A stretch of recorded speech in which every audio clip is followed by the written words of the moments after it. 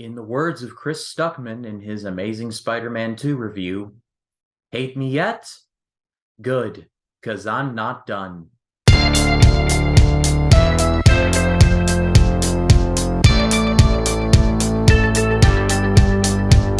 Probably don't even know my middle name. That's a trick question. You don't have one. Helen.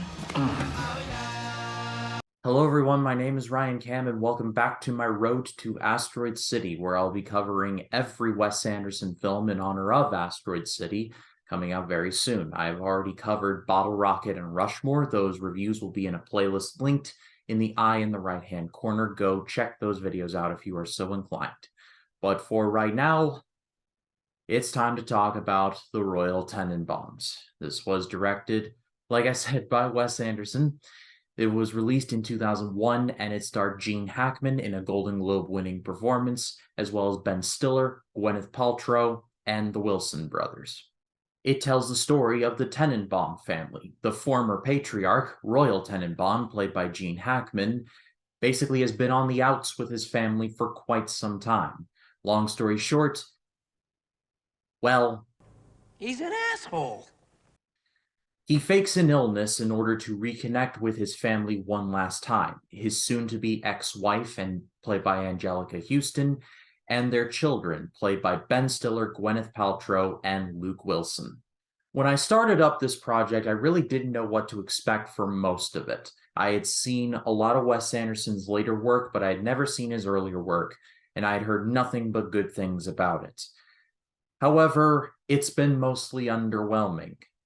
However, yeah, the Royal Tenenbaums, I did not like this one. Let me just get out in front of it and say that technically this is a well-made movie. Again, this very much is leaning more in the style that Wes Anderson would use throughout the remainder of his career. This is pretty much the final form of his earlier work, going from Bottle Rocket to Rushmore to finally The Royal Tenenbaums. You see the vision of where he was going with his visual style and his overall content. But if this movie had a face, I would punch it. And I know that sounds harsh, but I hope I will properly explain my point. First and foremost, though, the acting is stellar. You got Gene Hackman, who is, of course, great in pretty much anything he is in. Despite his character being, well, see the Michael J. Fox clip from earlier, he does give a good performance, he being Gene Hackman. And the movie tries desperately to try and get you to root for this person, but you just can't. But more on that in a minute. Really, I think this is the most stacked a Wes Anderson movie has been up to this point. The acting talent is just nothing but heavyweights. Gene Hackman, like I mentioned, Angelica Houston, but also Ben Stiller, like I mentioned, who is honestly one of my favorite parts of the whole movie. Gwyneth Paltrow, the Wilson brothers. Luke Wilson surprisingly gives a very dark performance. You could tell in this one that Wes Anderson pulls from some very real sources. For example, Luke Wilson's character is pretty much John McEnroe. Like, he literally has the same, like, headband. Like, all he needed to do was this. Man, you cannot be serious! And the McEnroe sort of influence would have come full circle. In my research, I found that Wes Anderson pulled from a couple of sources in order to create the Tenenbaum family, specifically the writings of J.D. Salinger and the film The Magnificent Ambersons, directed by Orson Welles. Now, I have not seen The Magnificent Ambersons, however, from what I understand about the movie, it definitely rubs off on the Royal Tenenbaums. And while this is a very nice-looking movie and it is very well acted, like I said, I just couldn't get behind it. And really, it just comes down to why Royal Tenenbaum wants to get his family back together again. For just vanity reasons. The movie tries, it falls over itself to try and make you care about Royal Tenenbaum. I just couldn't. I thought this dude he was just an ass. And once again, I think I understand that Wes Anderson was trying to do this, but the assignment, he did the assignment too well. I think The surgery was a success, but the patient died, or as Roger Ebert once put it, that I admire what he did, and I hate it. There is a scene where Royal Tenenbaum takes his grandsons, Ben Stiller's kids, basically because, subplot, Ben Stiller's wife in the movie dies in a plane crash, and so he's super overprotective of his children. And there is a montage in which Gene Hackman basically takes his grandkids out for an outing, and they do extreme things like go-karting and playing in traffic, no kidding. And they ride on garbage trucks and very dangerous things in order to kind of bust him out of that cycle. In a different movie, that would have been charming.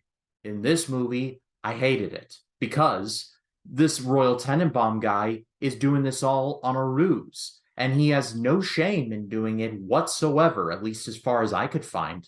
So when Ben Stiller basically tells him to stay away from his kids, I was rooting for Ben Stiller. I'm like, yeah, keep him away from this bowl of fruits and nuts.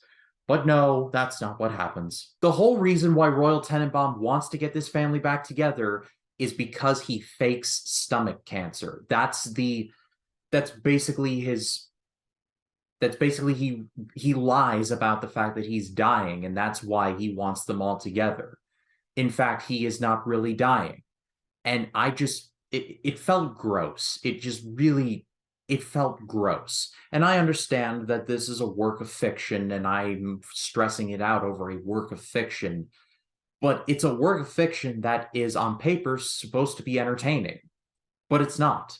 There's a scene in which Luke Wilson's character, basically it is implied that he is falling in love with his sister who's adopted and played by Gwyneth Paltrow. It's heavily implied that the two have a forbidden romance. I know I played the clip in the Rushmore review, but it bears repeating. Things that make you go, ugh.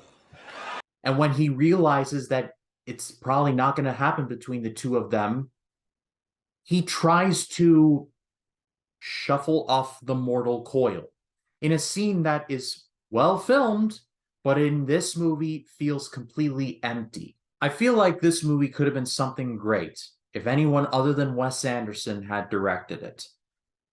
I'm not going to rate this movie. I'm tempted to give it a good just based on the performances, but I feel like that would be just something that I can't do. So I'm just going to leave this movie as it is. I understand this movie has a lot of fans, and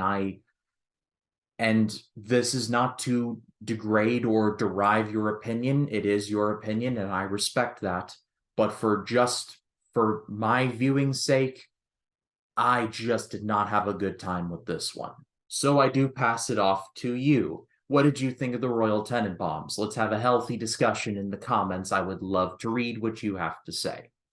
And next week for the road to Asteroid City, we're going to be talking about a film that is better by nearly every metric, The Life Aquatic with Steve Zissou. And I'm going to be having a special guest on to talk about that. But if you liked the video, please be sure to leave a like and subscribe to the channel and click the bell to allow notifications, so when a new video drops, you'll be the first to know about it. My name is Ryan Cam, and I'll see you in the next one.